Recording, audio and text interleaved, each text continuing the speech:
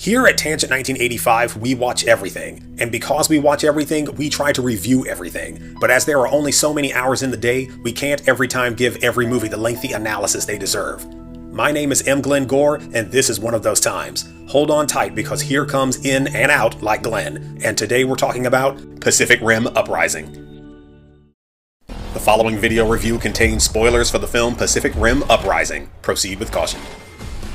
I distinctly remember the Facebook post I wrote back in 2013 after I saw the first Pacific Rim. I said, "It's amazing how a movie about gigantic robots and gigantic monsters can somehow end up being the most human thing I've seen so far this year," and I stand by that. Nothing has changed.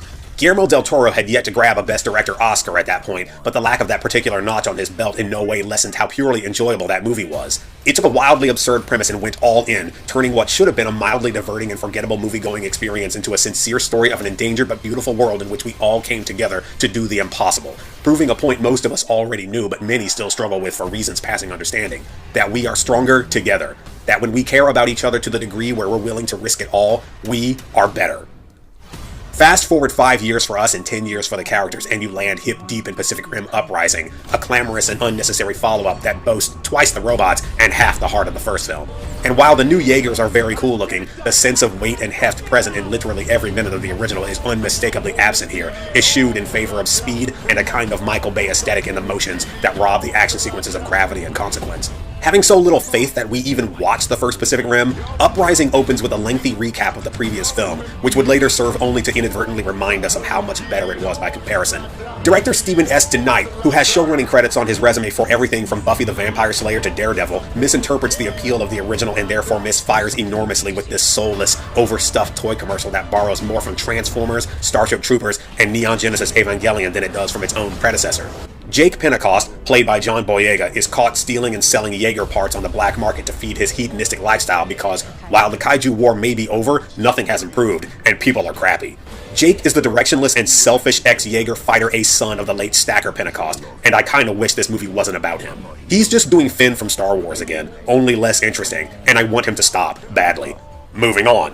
Renko Kikuchi, who plays Pan-Pacific Defense Corps General Secretary and Jake's adopted sister Mako Mori, is only in this one for a couple of scenes, which is about where I gave up. The decision to kill her off in order to inspire Jake to get his proverbial Jaeger-stealing shit together instead of just letting her be the main character this time around only further hobble the already ailing installment. The main thrust here is that, to avoid jail time, Jake must return to the Jaeger Corps and work alongside estranged buddy and former co-pilot Nate Lambert, played by Scott Eastwood, who I sincerely worry I'm never going to like. Together, they are charged with the training of way too many young recruits whose names are irrelevant and whose personalities are non-existent. They're eager and diverse, of course, something I'm happy is becoming more the norm, but the film would have us believe they are important, despite almost none of them receiving any measurable characterization. The only one we really get to know is Amara Namani, played by Kaylee Spenny, whom we remember because she's smaller than everyone else, built her own Jaeger from scrap, and has a wicked flying armbar.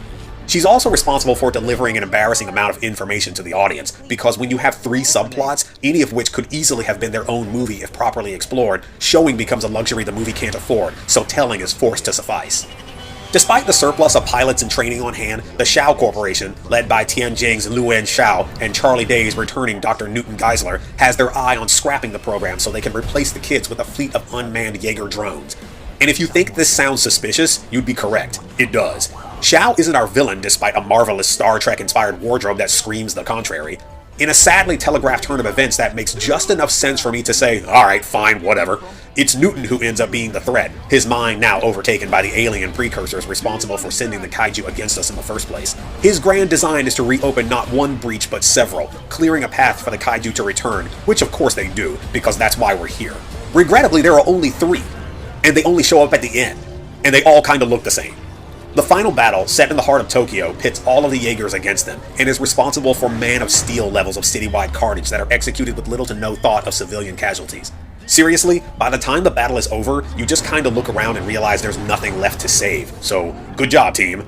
The difference between this Pacific Rim and the previous is that while the first made me feel 12 years old, this one requires me to be, which is fine, I guess. The kid sitting to my left ate it up. They laughed at the shop-worn jokes, of which there were several. They didn't seem to mind Boyega's cliched and terrible motivational speech before the final fight that ranked far higher on the Mark Wahlberg Planet of the Apes scale than I wish it had. They weren't bewildered by the minutes wasted on a near-nameless love interest that culminates in nothing at all. And they weren't even a little annoyed by the way the film shamelessly teased its own sequel, despite having squandered every good idea over the course of the last 100 minutes. Oh, to be 12 years old again.